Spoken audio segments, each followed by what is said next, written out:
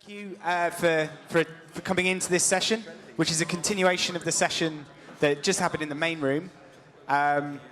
So we've got hopefully some familiar faces at the front here, if you were at the session before. But possibly for those that have just come into this, we can do a short round of introductions. And I'm hoping I'm going to sort of hand over to Colm, who's going to take this into a workshop mode. So I think the main thing here is about participation and interaction. So get your participation hats on for the next 45 minutes. But if just ask the panel to introduce themselves very briefly.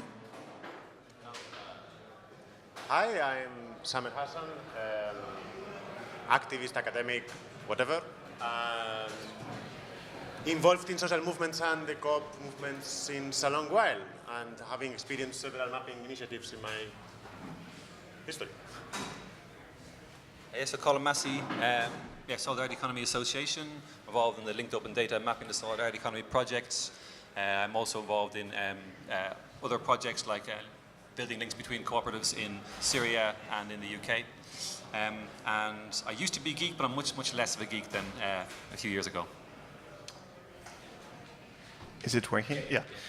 So I'm Louis. I'm a project officer at Cooperatives Europe, which is the umbrella organization for cooperatives at the EU level. And in my presentation, what I tried to say is that mapping is an essential, critical tool for advocacy organization as us, and to help you guys to set up your own co-ops, but also that mapping could be integrated into the very reflection of technological innovation around the cooperative movement. And I presented a project which didn't work, but there are a lot ongoing, which could also be very, what we hope will be very successful. Hello, my name is Tom. I work for .coop Enterprises, which is the registry organization that licenses the .coop domain name from the online register ICANN. And we are also working with the Solidarity Economy Association for publishing the data that we are by law required to publicly publish by publishing it in a way that works together with the mapping economy. We can provide that data in a way that contributes to the project as a whole and allows people to access that data in a meaningful way. Hi, I'm Laura James of the Digital Life Collective. I'm presenting mapping work that our mapping team has done, not me, so any errors are mine and the good work is all theirs. We're interested in mapping technology projects and the organizations that generate them that might be part of technology we can trust, so things that are private, decentralized, and preserve equality. Great, thank you. So, not actually having the opportunity to be in the previous session, because I was in here, I imagine there was quite a lot of discussions and opportunities and things that were coming out that we now have some time to pick up. I don't know, Colm, if you want to just kind of provide a little bit of context, and then we'll try and get some thoughts from the room. Yeah, well, that sounds like a good place to start. Kind of, if there were burning questions from the last session, we could start by trying to address them. And if they ran out or didn't generate some more interesting conversation, then maybe I'd be happy to talk a little bit about what we imagined this working group steering group might look like. So should we start with just questions? I have a very practical one. It's a question for all of us. I heard some tech issues or some how to map and what to map, but there's this ontology question and this language question and definitions and normative question. And my question to the group is, could we identify ourselves, because I don't know nothing about programming or whatever, but I'm here to contribute to the normative definition ontology side. So could we have I don't know, raise of hands or something, or people saying, okay, I'm more on the ontology side, and we can have a group or identify each other and work on it later, and then have the other more tech guys, something like that? Because we want to have a real group afterwards. So there is, well, we have a desire to have a real group that continues. But shall we take, so yeah, so that's a proposal rather than Yeah, that's a proposal. Yeah. Okay. So maybe here's some questions first and then we can discuss whether if that's a good idea. Yeah? I mean, do you not want to do that straight away? Okay. Oh, are you saying that are you thinking that actually those questions will be better served if we already break into different groups? No, not break as if we No, just it identifies so each of us knows who's in the room. How's for the I call it geeks and non-geeks. I'm a non-geek. Who's non-geek? Okay. Okay. And so who's gonna do the geeky stuff? I want to do both. Oh, good. Yeah, it's not a normative thing as such. It's just like to see. Okay. But did you want to ask who's into ontologies and normative stuff? Yes. Who's into? Okay, so it looks like we've got good representation here, so we can just Can we exchange contacts later on? Can I add an additional category? Who is interested in how we might actually maintain and use maps, which is neither a technical question nor an ontology question?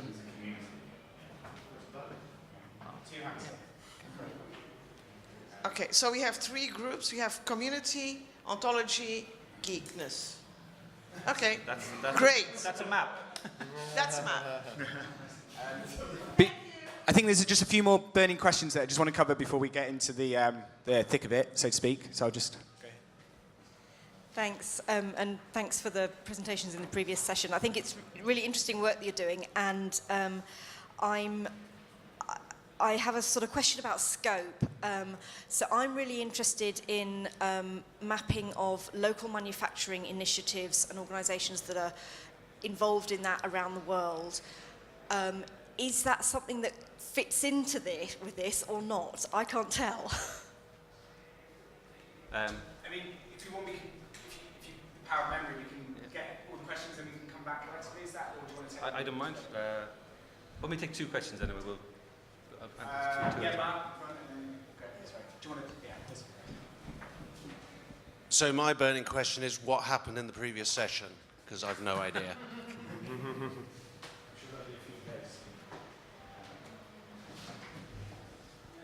I don't want to be unduly negative. I've been around the efforts to map the social enterprise and social economy for 20 years, and the ontological issues are almost insurmountable. But my university is one of the institutional members for the EMES network, and they've been looking at mapping the models of enterprise rather than the enterprises themselves, so that you have like a way of navigating or interpreting what is or is not part of the cooperative and social solidarity economy. So there was a question in the last session which kind of helps, which didn't get asked, which is, given how difficult it is to get this ontological or normative framework that is agreed across cultures and is agreed across languages, is this a project that will fail? I think maybe we'll just take, I think we've got two quite different questions that hopefully can just come back. So we've got something quite practical around mapping local manufacturing initiatives and how that might fit into the work here, and maybe a more existential question around, are the ontological considerations and implications almost too profound and complex that make, this kind of initiative, it's a challenge. How do you overcome that? So I'll let you come in as you wish. And we're not into kind of building boundaries. I think what we were sort of, I guess, want to sort of focus on something sort of narrow and hopefully of value initially. So that. What is that? So, well, for example, our starting, we were up into the. I guess I'm speaking kind of from one. There's like a whole panel. Yeah, I don't want to over. Yeah, and the steering group that we're wanting to create is for quite a narrow subset project where actually all he was looking for kind of a group, a project which actually spans way more than the work that we're advocating doing. So, so speaking for our projects, at the moment we're looking at doing it at essentially 2 levels. So working with membership apex organizations that have data that they want to share about their projects. For example, Co-ops UK, where they have already defined how their membership is, how they have a way of describing what a cooperative is and some of the core parameters. And working with them, encouraging them to publish data in a way that's compatible with the domains, the .coop data set. And from that you can get data, high-level data from big organizations. But to get access to local solidarity economy initiatives, you need very, very different approaches.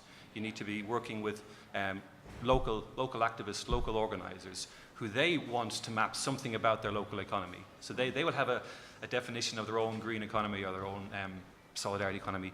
And we would like to sort of work with them, help those projects map their things that they want to map, but in a way which is then interoperable with the data that is being published by the Co-ops UKs of the world.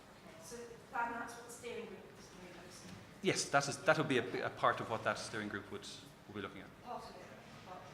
I don't think I understood the focus of the steering group. Okay, well, do any of the other panel members just want to come back on, I suppose, on that particular question, but also, I don't know, around this kind of observation, and then maybe one of you can sort of provide a little bit more detail about the proposal around the steering group, and we can get into a discussion about that. But I don't know if anyone had any reflections on the questions. In terms of your mapping needs, I don't know to what extent there would be an overlap between the different maps, but my perspective is that there will be many maps trying to capture different aspects of the overall, whatever the overall thing is. And that's fine. There will be individual communities that make maps, whether that's the distributed web stuff that we're working on, the Tech We Trust map, which is similar but linked.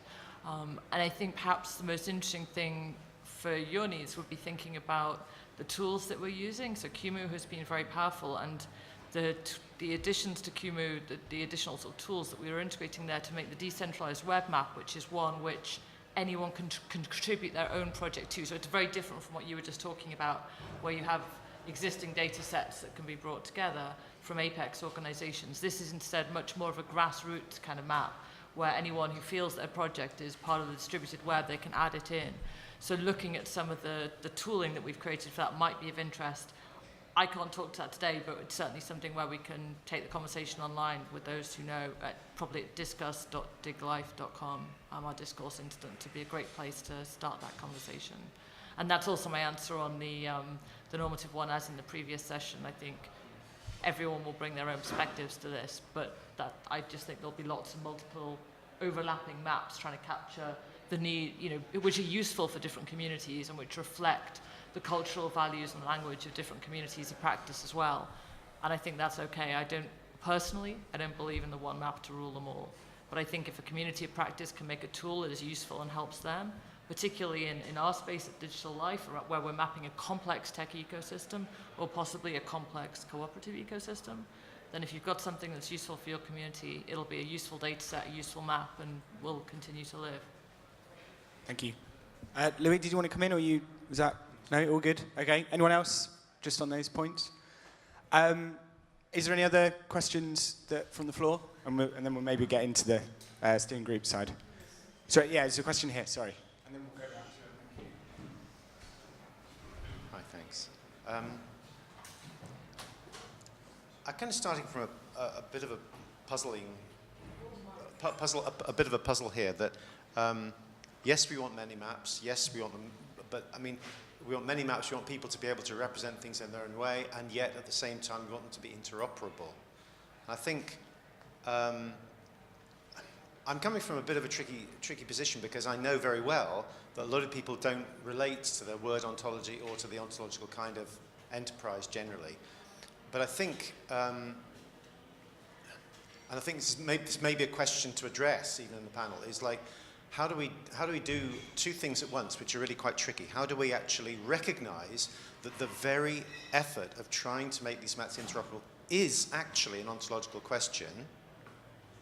How do we make sure the ontology is actually a commons and managed cooperatively and not imposed or drawn from some supposed authority?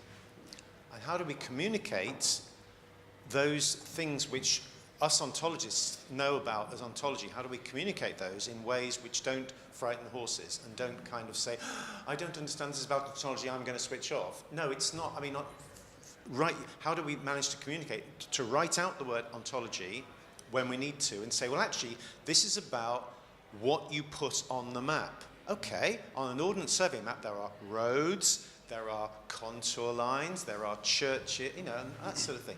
That is the ontology. Yeah, that's all we're talking about. That's all we're talking about. And the relationship is a spatial one. And there are really simple ways of kind of communicating that, which aren't, which anybody really can understand. But the whole point about making maps interoperable, I mean, geographical maps, okay? The interoperability basis of geographical maps, and I'm not speaking as a graphical information person at all, on a common sense level, is the fact that they relate to three-dimensional space. That is the common ontological framework, but it's no more than that. I mean, it's not hard. So what I'm really trying to say is, can we kind of hold our breath and not throw our hands up in the air and cover our ears when we hear the word ontology? Because it really isn't poisonous, and can we recognize, and I'm very willing to recognize, that a load of people don't want to engage with the word ontology and aren't interested in it, and that's absolutely fine. But it is actually, but at the same time, I'd like a recognition that in our terms, it is actually a really, really central issue. And we, the ontology group, whoever that is, want to serve the rest of the people, not to impose an ontological framework on anybody, or certainly not a normative framework. We want to work to make the ontology into a commons managed thing.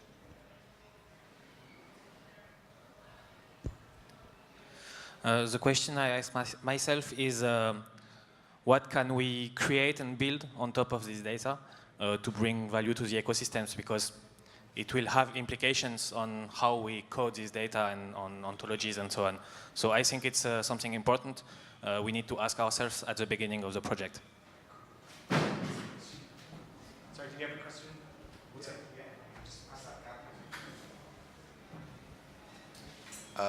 My question is, who's the user for this thing? Like, if I have a giant map, an ontological relationship of God knows what, who's the actual user? And how does that data not become static or stale almost immediately? The minute you create it, it's actually outdated. How do you deal with those problems? So we take those three. So obviously we had fundamental trying to convey the ontological implications into a language that's more accessible. What we're going to build on top of these maps to make them useful, and who's the user in this space, and how does that influence how this work goes forward? So I don't know if anyone wants to come in on those. People are pointing at me. No. Oh, yeah. Oh, okay, sorry. Can I just, sorry, yeah. Excuse me. I'm working with Colm on with the Solidarity Economy Association. I've been doing pretty much all the techie work behind that. I completely agree with what you're saying about ontologies, and I just wanted to point out that a useful ontology can be very simple. At the moment, we have the name of the initiative, its geolocation, perhaps a link to its website. That is enough to get you a long way in terms of putting things on a map, and those are not contentious, I hope, ontological questions. So, yeah. Louis, do you want to come in? Okay, so I'm not an expert in mapping at all. But I really like the question from Arnaud and the third one also. So the need we start from is that there are researchers asking us how many things, what's happening in the field. We represent cooperatives and we wonder ourselves what's happening in the field. What are the needs? Who is doing what? How we can create connections. But first we need to know the ecosystem. And it's crazy. Like if we want to, so there are two ways of getting the data done, or three. Maybe we can have a great team of researchers, super motivated, and going to count and going to assess each cooperative, each organization every day and constantly updating the data. The second way would be to make it mandatory by the governments. And we work with the ILO on this because governments keep data about the enterprises. So we are fighting with, we are working with the ILO in order to make the referencing of cooperatives mandatory and with the sector. So this would be a great way, but we are far from this. So it's on our small organization to do it. And the third way that we are exploring now is to say we are entering in an era of data, with aggregation of data. And what we want to do is to use this movement of open data in order to make both develop services which would be based on this open data movement, which would make it useful for the organization to create the interest for the cooperative itself to constantly feed this data and benefit from the data, having a business-oriented perspective. Otherwise, people, there are so many directories that we create and people, they just forget about them, and the directory is not useful anymore because it's like 1 week after the organization disappeared, or we are all confronted to this, even Cooperatives Europe's website or Cooperatives UK's website. Sometimes you click on the co-op and the website changed and the guy didn't think, okay, I'm referenced in here and there. So it's really integrating, embedding the data into this. And here, we were thinking about who could use this data. Well, for us, it's mainly policymakers, researchers, but we wanted also the consumer to be informed about the services available around him, and I think this is what Famondo is doing, basically. It's their market approach. We want to make the services available in one platform, so it's a kind of, it involves a kind of mapping, and also for the cooperative to know who are the consumers and what they want.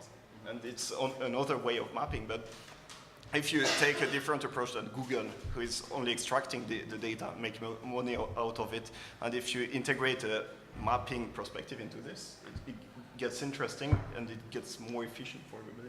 So this is the approach we propose with Bit4, and it's also a scheme that we propose. I don't know if it makes sense at all, but Tom, did you want to come in? Yeah, if I just could add to that as well, because a lot of the points that were being made was the things that we've spotted as well within .coop when we're sort of plotting out the economy, because a lot of it's down to visibility and something that we've seen.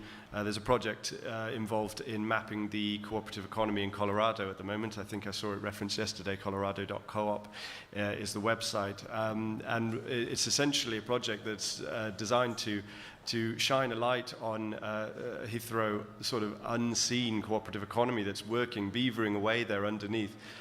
People or cooperatives that don't necessarily have a big online presence or a lot of visibility, but they're nevertheless there. They're doing a great job. And with this project that's linking these cooperatives and going to the source and able to put them on a map, it links them together, and sometimes cooperatives that are working quite close together in the same sector can then become visible to each other and to the economy at large. So that could work both from a top helicopter position with people that are looking to research the movement and to draw conclusions on that, and to also celebrate outside of the movement, because that's a really important thing, is to try and push the awareness of what the cooperatives are doing into the wider world, which is a problem that the movement has. So there's that top level design, but then there's also the fundamental design as well, the day-to-day operation of putting people in communication and giving people options and that sort of thing. So. I think it's useful to note that the process of mapping is a network building process. So if you set out to kind of map your local community, local economy, the process of getting different people from a community together to engage in this process. So there was one comment by Ollie earlier on that the maps that sort of die are of no use. That's frequently not the case. The maps serve the particular purpose. So often a mapping exercise in a community actually creates a community, creates some relationships between people, and then it has almost served its purpose. So they then went on and did stuff within their communities and forgot, oh, have we updated the map? No, we haven't, but we're actually working together on this other project. So a different outcome emerged from the intentional mapping project. And on applications, the first meeting I went to in Europe, which was talking about this kind of project, one of the motivators for this project was that Silke Heilke, to the Commons Movement activist, her desire to be able to drive, to cycle, to plot a path across Germany for a week's holiday on the way to a conference, and be able to choose and find all the kind of solidarity economy initiatives that she could visit as possible. So that she needed the data and the mapping tool to be able to map her path. I would like just to put a practical example, because we're talking in a theoretical level, and I think, I mean, I completely agree with the approaches that you have been laying out, but just to bring that what they are talking is actually, it happens in practice. I mean, we saw it in Madrid, we saw it in Barcelona, how the mapping initiatives that started around 10 years ago have allowed a booming of the social economy in these cities, and they started with mapping initiatives. So, I mean, and this allowed, I mean, at least in Madrid, it was super clear. I mean, sorry? I mean, yeah, but I wouldn't say that the economy starts because there is a mapping. Oh, no. I mean, it was already there. It was already there. No, of course. But it's just that the mainstreaming that is happening in the last years, it was facilitated by the higher visibility of the social economy in these cities. I mean, it's not anymore a niche thing of the social movements, but it's actually going beyond the niche. And this is facilitated by these kind of initiatives. Okay, so we've got a few questions. I know. Do you want to come in still? Yeah, and then I'll just go round. We'll take 3 and then keep going.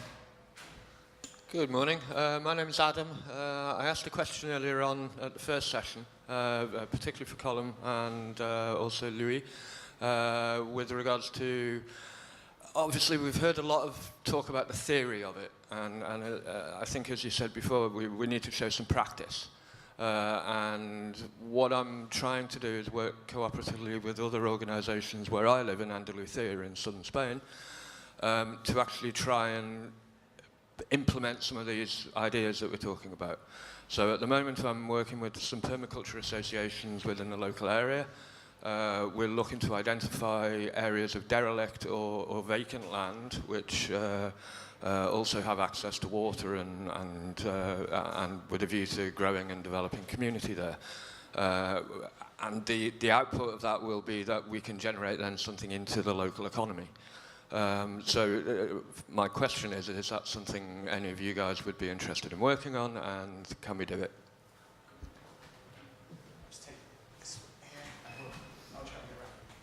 Hi, I'm Philip from the Digital Life Collective, and I can answer some of the questions that have been raised about the process that we've used here, specifically on how we approached ontology, but also how the map will be maintained as opposed to just becoming a static snapshot in time that erodes in value quite quickly.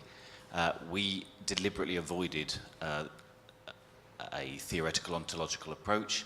In fact, actually, I just came up with a number of fields that I thought would be an interesting selection of data that we could collect about technologies we trust in the decentralizing space ahead of next week's Decentralized Web Summit at the Internet Archive in San Francisco.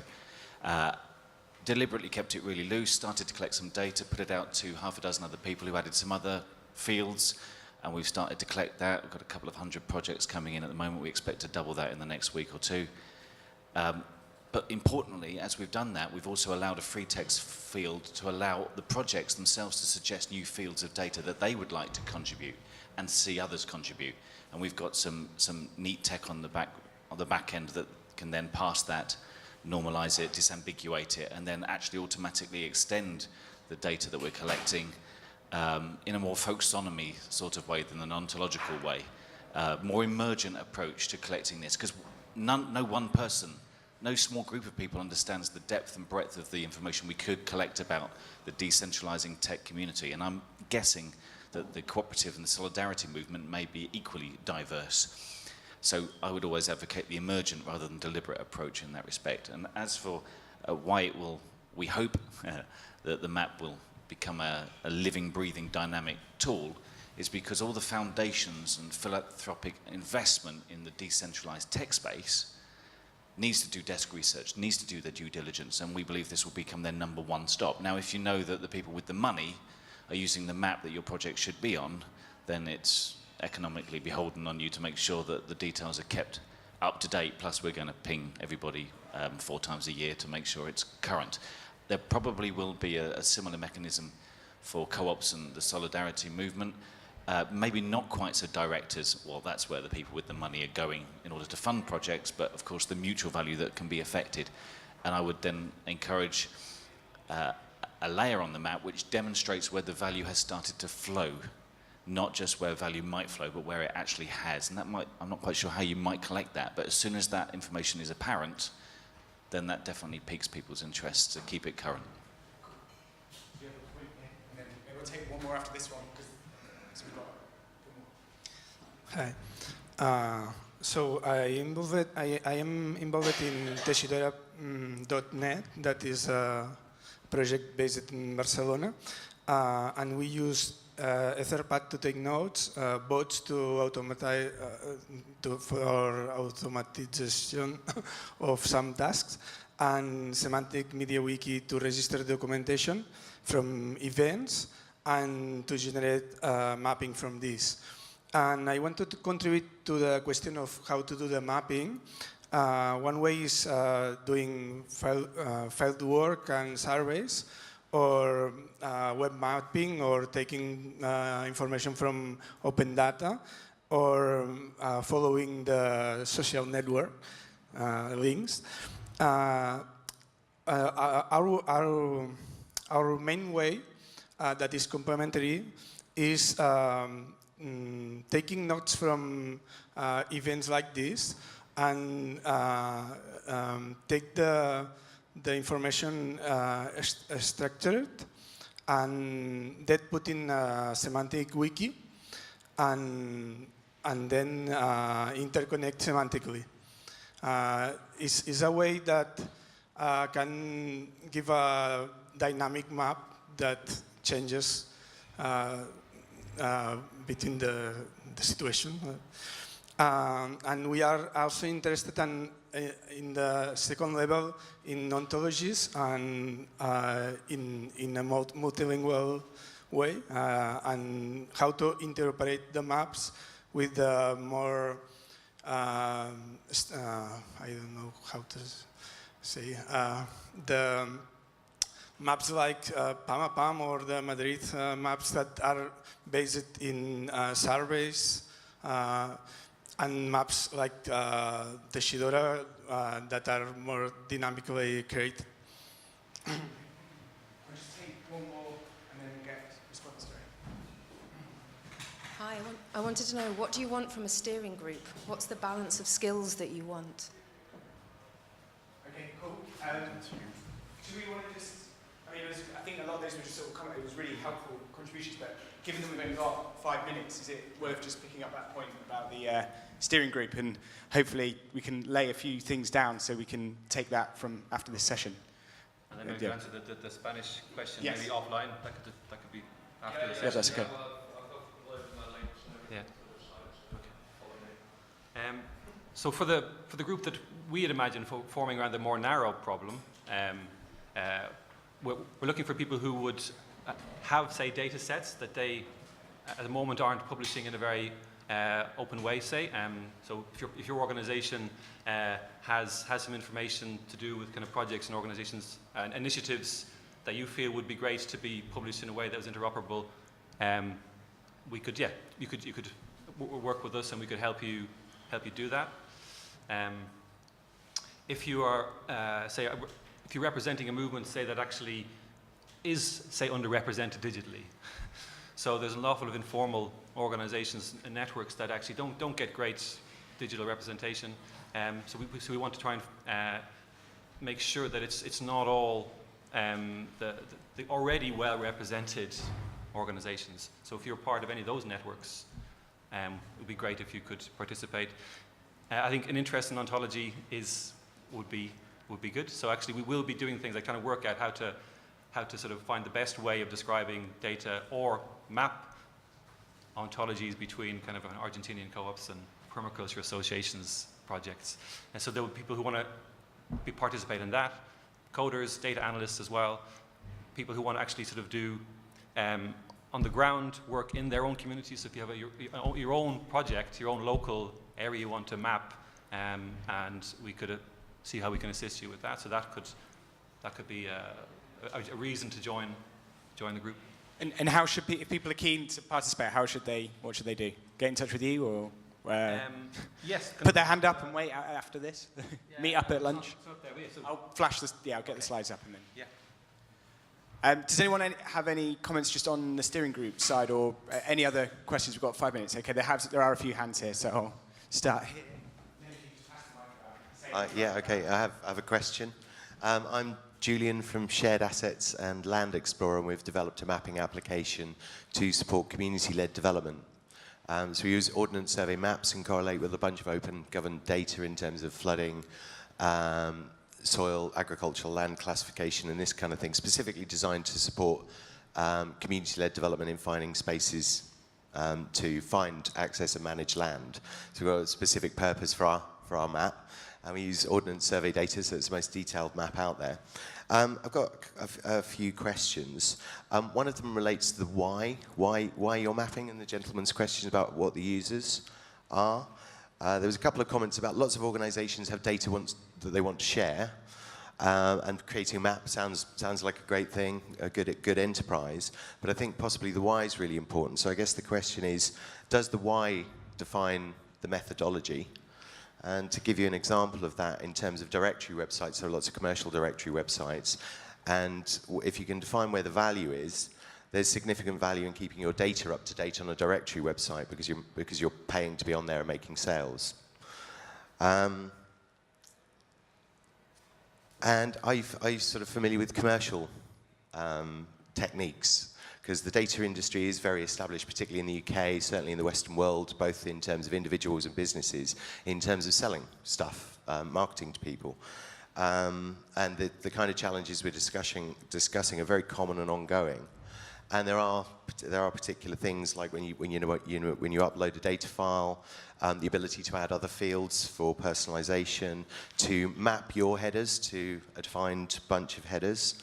Deduplication for single customer view, questions around what percentage of quality would you suggest are good. In the private sector, specifically, I've got experience of managing data from 16,000 different companies, all in different formats, hundreds of different CRM systems, and building databases of about 30 million records of individuals. And there's a bunch of open data you can do that with individuals. There's a bunch of open data you can do that with companies to help with the quality of producing data. It could be user submitted. You can look at the electoral roll. You can look at Companies House. You can look at organizations like co-op.domain, membership organizations like Co-ops UK. You can ask the individuals, and also once you've sent something out, you can look at returns. I don't want to stop you getting to lunch, so there's a lot of questions in there, and probably something that will have to be picked up separately, because we're due to finish. Do just want some final I'm sorry that I haven't been able to get through to everyone, but do we just want some final reflections on, yeah? I think you should have a loud inventory of questions and no answers, because it's more important that we know each other's questions and then these. Okay, so have questions said aloud so we can hear each other and yeah. talk to you. Is people happy with that? So we'll just pick up the last couple of questions? Yeah? Okay, all right. I'll start here and then get that one back. I'll try to be very quick. I just want to look from a bit of a bigger perspective at the idea of mapping in the solidarity economy or in the co-op economy. And from my perspective, it's super important that all of us that are working in different sectors with roughly the same goals can see each other and can find each other. So aside from just in the academic perspective or the funding organization's perspective, for those of us who are working in this arena, I find this is really important, like the example of somebody traveling and being able to find solidarity economy organizations.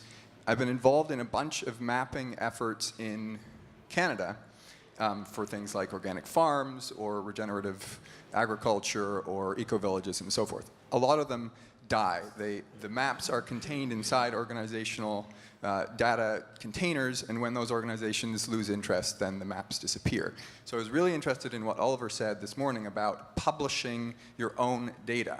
So what I wanted to ask is, what would it look like if we could create or find or identify an open standard or some sort of schema which organizations could use to publish data about themselves onto the internet that had sort of a flexible ontology that would allow them to select the fields that were relevant to themselves. And then mapping efforts could pull in that data and create maps that were specific to a particular sector or a particular geographic region. And could we publish plugins for things like WordPress or Drupal or the platforms that organizations around the world are using to put themselves on the web that would allow them to easily publish this information?